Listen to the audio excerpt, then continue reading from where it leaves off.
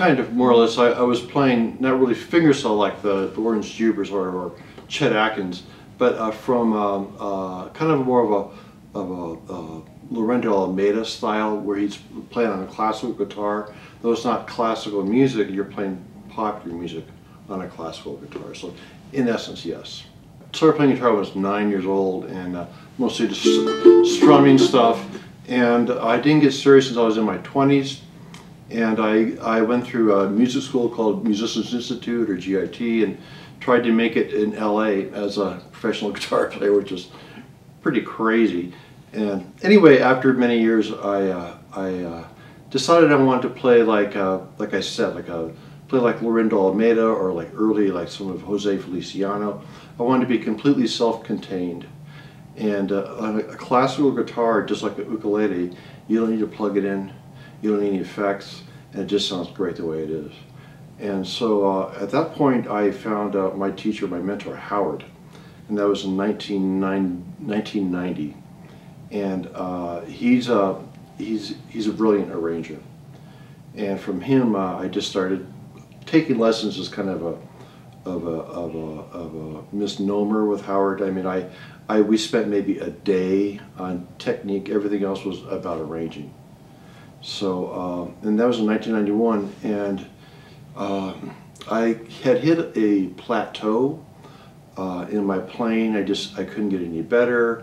I wasn't able to practice enough, and I picked up a ukulele. I had heard one on a plane, Lyle Rich plane, on our way to Hawaii for our first vacation there. And anyway, I bought a fluke, a tenor fluke, and started playing, and then Howard agreed to work with me.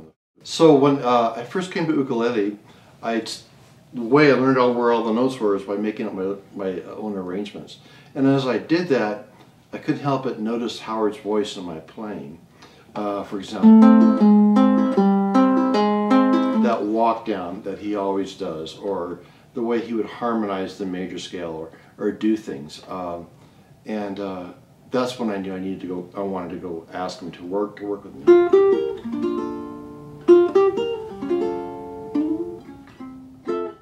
I don't really have a picking pattern, as it were. My fingerstyle has just come after playing on a classical guitar for so long, and playing country music and all that stuff, where I would use a combination of a pick and my fingers, or all my fingers, or whatever. But it's just a kind of a combination, or evolutionary outgrowth of what I went through, and how it affects my playing. When you play with finger picking, you're able to get separate voices.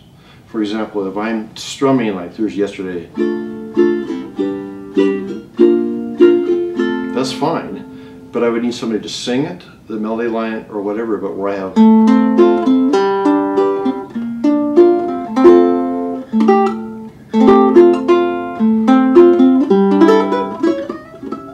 I'm able to put different voices in. So what's great about Howard's arrangements, and hopefully my arrangements too, that though a bass player or another instrument would be great to have, it doesn't need one. You hear everything. Everything is where it should be in your head as a listener.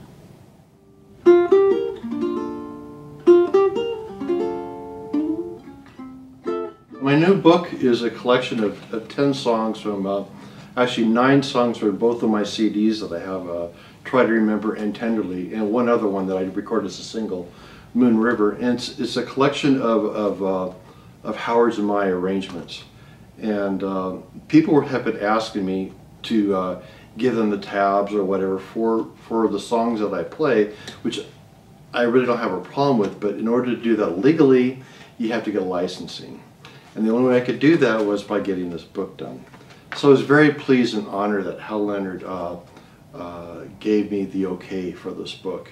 And mostly it's a tribute to Howard. I mean, Howard's is extremely sought after as far as arranging, but for some reason he's just never had any desire to make any money from it, or to make himself famous in any way. So I just wanted to get something down. He's 91, going to be 91. I just wanted to get something down in paper.